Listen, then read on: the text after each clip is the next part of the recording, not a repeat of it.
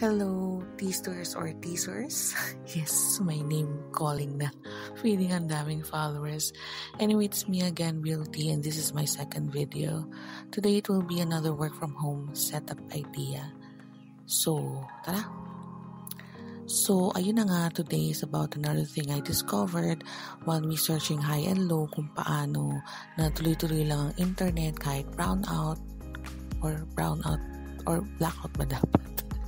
Anyway, pero this time, it will be from purchasing to unboxing to testing. So ngayon, we will be purchasing a mini UPS. Okay? Okay, let's go!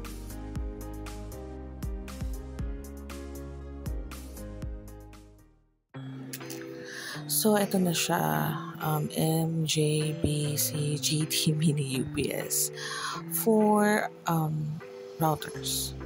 Makita nyo naman kung saan siya mga compatible. And marami siyang variations kung ilang hours yung capacity.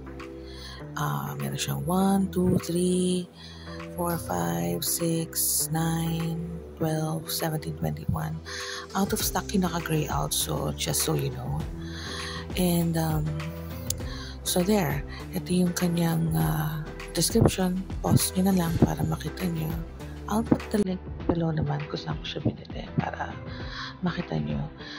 And then here are the reviews. I usually talaga tinitingnan ko reviews. And this one has really high reviews. Both here in Shopee and in Lazada. So, I think this is really a legit item. Dapat lang kasi medyo mahal siya. Anyway, ito yung kanyang short video of how it is used. So, ayan. So, maliit lang pala siya, no?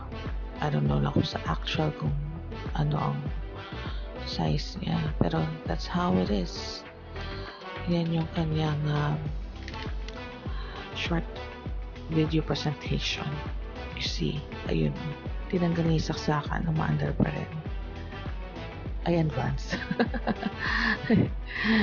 Akala ko tinanggal na kanina. Anyway, so ayan, yan yung short video niya on how to use. And then, ito yung mga photos niya. Yung mga iba-ibang hours capacity. So, ayan, para lang makita ninyo. Again, I'll put the link in below para you'll have the chance to look at it better.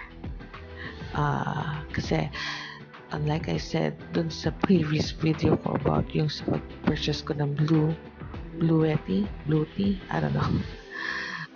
This is a consumer simple unboxing, not a technical one. If you want to have that, maybe go elsewhere.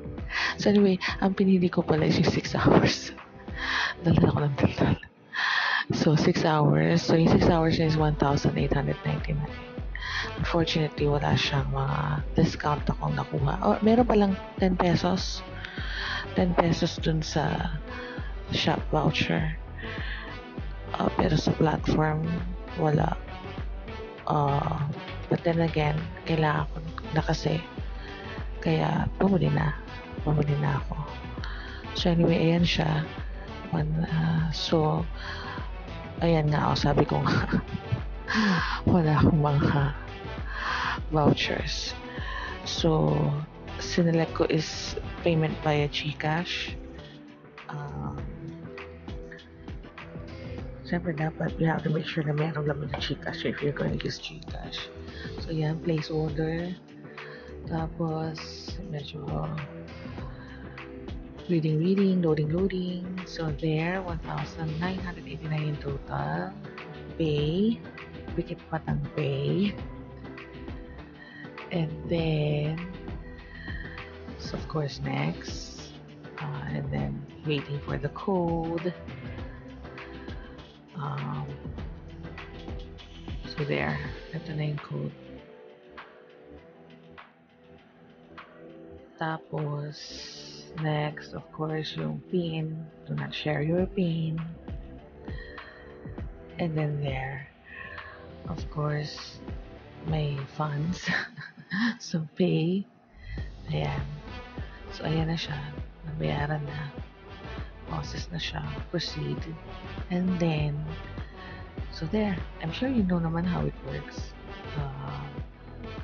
Payment successful. And then, you go over to the purchase page para makita mo there.